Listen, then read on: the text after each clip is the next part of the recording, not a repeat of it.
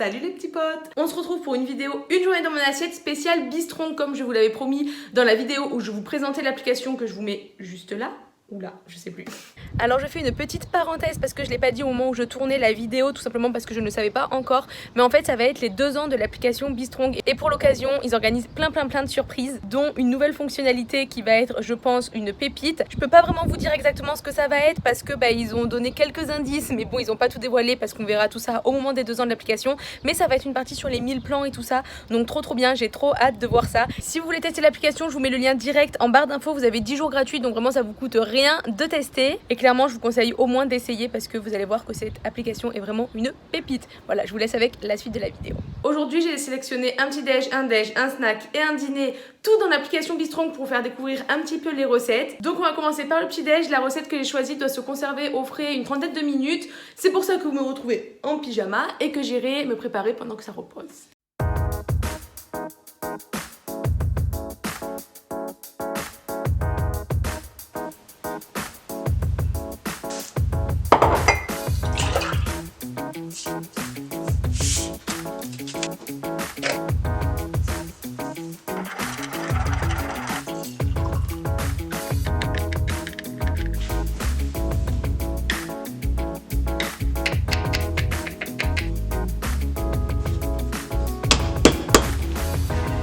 Alors, verdict de ce petit pudding de chia, j'ai rajouté des bananes, des petites amandes, de la noix de coco et le chocolat.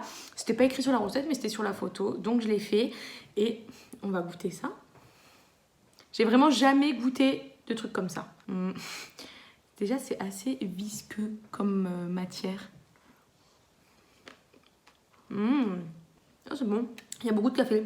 Ils avaient dit une petite tasse, j'ai mis une tasse normale. Et du coup, au niveau des macros, c'est top parce qu'il y a beaucoup de graines de chia, donc ça fait beaucoup de protéines.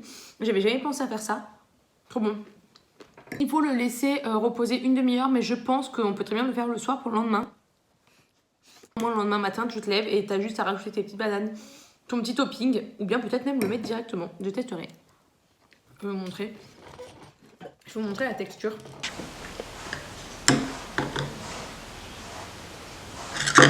Bon, j'ai tout fini, c'était très bon, mais pour la prochaine fois, je le referai avec moins de graines de chia et je mettrai plus des petits morceaux de banane à l'intérieur pendant que ça gonfle. Mais sinon, très bonne idée de recette.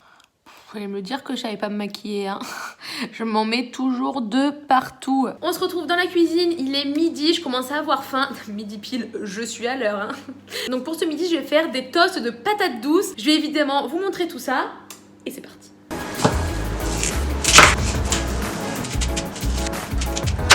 Oh mais non! Couper les tranches de patates douces, c'est un calvaire. Genre, j'ai aucune tranche belle, regardez là. C'est un calvaire. On a mis ça, j'ai essayé, je me suis dit, je vais faire une belle tranche épaisse, voilà, derrière. Un calvaire. Je suis toute seule à manger ce midi, donc il me reste de la patate douce et je pense faire des frites de patates douces. Faut que je regarde s'il y en a sur l'application, s'il y a des recettes, mais c'est sûr que oui, pour le repas de ce soir.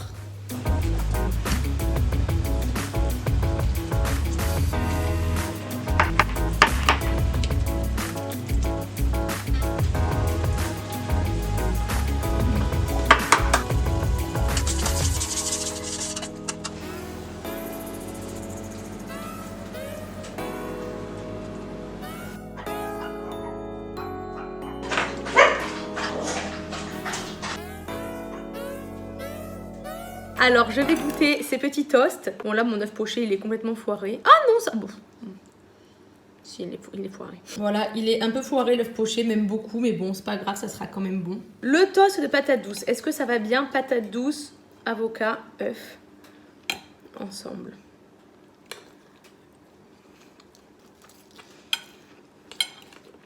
Ah, c'est trop bon.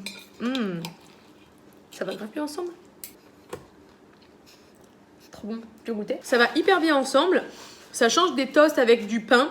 Et finalement, la patate douce comme ça, que 15 minutes à cuire. Donc le temps de préparer l'œuf et de préparer l'avocat à côté. C'est un repas rapide à faire. Alors comme vous avez vu, j'avais fait 2 toasts. Donc il y en avait un où l'avocat était écrasé avec le jus de citron, l'huile d'olive et les épices. Et un autre avec juste l'avocat coupé en tranches. et je préfère largement avec l'avocat écrasé, c'est beaucoup plus goûteux. Et avec l'œuf dur coupé en tranches par-dessus, je préfère largement. Mais en tout cas, super. Il est 15h30 et je vais m'attaquer à la recette pour le goûter parce que c'est une recette qui demande un petit peu de repos. Donc je vais le faire maintenant. Et il s'agit de Mikado Stick. Donc on va faire des petits... des Mikado. Comment ça s'appelle normalement? Ouais, ça s'appelle des Mikado, je crois, hein, les vrais. Mikado. Je sais plus. Oh, bref, on va faire des petits Mikado. Alors, on va avoir besoin de farine. Ouch. Ah, j'en fous partout déjà. J'ai même pas encore commencé que j'en fous partout. De l'eau, de l'huile d'olive, de la levure de boulanger, sel et sucre de canne. D'olive. J'aurais dû peut-être lire la recette en entier. Ah voilà. On pétrit tout. Normalement, il faut pétrir un peu à la main. Je déteste pétrir les pâtes et mettre mes mains là-dedans. Mais je pense que c'est bon, ça va le faire sans mettre mes mains dedans. Elle est pas mal cette petite pâte. Ensuite, je vais étaler la pâte et la mettre au frigo. Bah la cassonade, je la mets quand? Waouh, ça a déjà gonflé, tranquillou. Hein. Pas trop que ça gonfle non plus. Alors, j'ai laissé reposer la petite pâte pendant une demi-heure au frigo. Maintenant, je vais venir découper des petits bâtonnets, les rouler et les mettre au four pour 15-20 minutes environ. Du coup, ils sont archi longs en fait. Bon, je fais comme je peux, hein. C'est un carnage. Waouh. Peut-être que je l'ai fait trop fine en fait. Oh, mon Dieu. Attendez. Voilà. Hop. Ah là, je crois que je tiens un truc. Là, ça me fait des vrais boulots parce que... Bien. C'est bon, j'ai chopé le truc. Après, en arrivant à la fin, quoi. J'espère que ça sera pas trop épais parce que, bon, après, c'est des Mikado fait maison. Hein. Mais je pense que la partie la plus difficile, ça va être de les enrober de chocolat. Je sais pas pourquoi je me suis lancée à faire ça. En fait, en vrai, moi j'adore cuisiner, mais les desserts et genre tout ce qui est pâtisserie, je préfère vraiment cuisiner genre des plats salés, des apéros et tout ça. Je suis pas trop fan de sucré. Même pour le snack, hein, là, quand je fais ce genre de recettes, je goûte les snacks, donc je fais des trucs sucrés. J'aime bien, mais si je peux manger un petit toast d'avocat ou même du houmous avec des carottes, au goûter, ça me va très bien. Et ça me va même mieux d'ailleurs. Ok, donc là je vais enfourner pour 15-20 minutes. Pendant ce temps-là, je vais faire chauffer au bain-marie le chocolat. Et ensuite, la partie la plus difficile, il va falloir enrober ça de chocolat. Sans en foutre partout.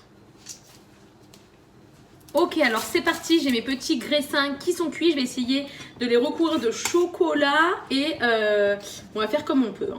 Pour ceux qui me connaissent vraiment, savent que en cuisine, j'en fous toujours partout. Alors là, juste imaginez. Donc là, je vais faire ça et ensuite, je vais les mettre au frigo. Et... ouais, ils cassent. Ils sont pas du tout croustillants en fait.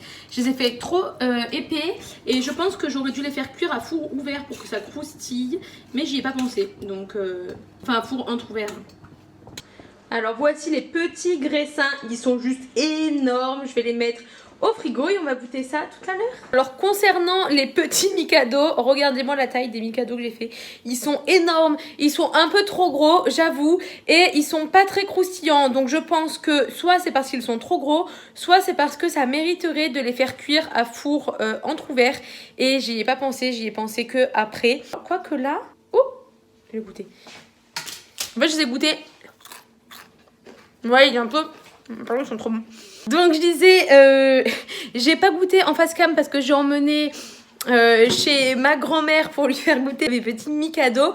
Donc j'ai pas filmé, mais sinon ils sont très bons, mais juste voilà, le petit côté croustillant. Donc soit il faut les faire plus petits, soit il faut le faire à four entrouvert. Mais en tout cas sinon le goût super bon. Là il est quelle heure ? Il va être 18h. Pour la recette de ce soir, en fait je vais m'attaquer maintenant parce que je vais faire des bagels au saumon. Pour faire les pains à bagels, il faut la pâte à bagels, il faut la laisser reposer 1 heure et après, enfin bref, ça prend un peu de temps. Donc je vais au moins la faire maintenant, comme ça après, elle ira reposer tranquillou. Je vous les ai jamais montrés, mais j'ai toujours mes petites commis qui attendent qu'une miette de pain tombe. Je vous les montre. Vous attendez quoi? Vous attendez la miette, c'est ça? Hein? Hein, mademoiselle? Le pire, c'est que dès que je fais un pas, elle me suit parce qu'elle pense vraiment que je lui donnais tout le temps à manger.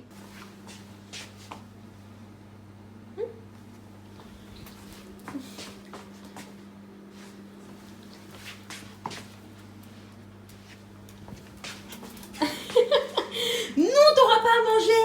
Non, non, non. Et là, les gars, je crois que je vais être obligée de mettre les mains. Là, je vais pas avoir le choix. Je fais au maximum à la cuillère. En fait, ce que j'aime pas, vous savez, c'est que ça colle aux doigts. Et voilà, j'ai une petite boule trop belle.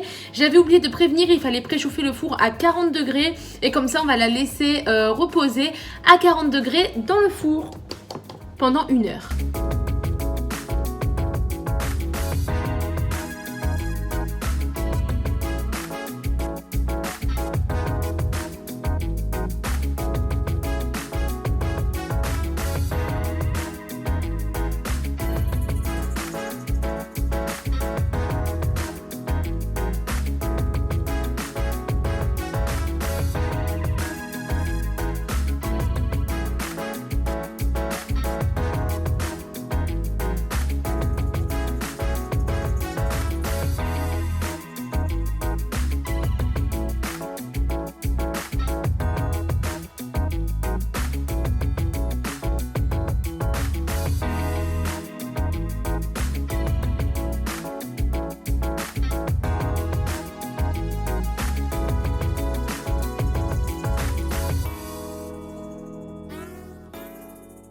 Super bon.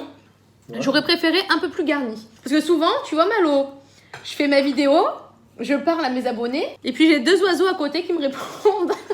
C'est bon. Ouais. Honnêtement, moi je trouve que c'est bon. C'est bon. Ah Le seul truc, c'est que les potatoes, en sortant du four directement, elles étaient croustillantes. Et là, vu que ça fait au moins 20 minutes qu'elles sont sorties du four, elles sont plus croustillantes. Super bon. On arrive sur la fin de cette vidéo. Conclusion, j'ai adoré toutes les recettes que j'ai faites. Elles étaient super bonnes. C'est clairement des recettes que je vais refaire. Et en plus, toutes les recettes sont super saines aussi. Donc c'est vraiment des recettes que je vais refaire régulièrement, je pense. Si cette vidéo vous a plu, n'hésitez pas à laisser un petit like et à vous abonner à la chaîne si ce n'est pas encore fait. Et aussi, dites-moi de quel livre ou application ou de quel influenceur vous aimeriez que je teste les prochaines recettes pour une future vidéo. Je vous dis à bientôt dans une prochaine vidéo et tout de suite sur Instagram. Tu leur dis au revoir ma princesse.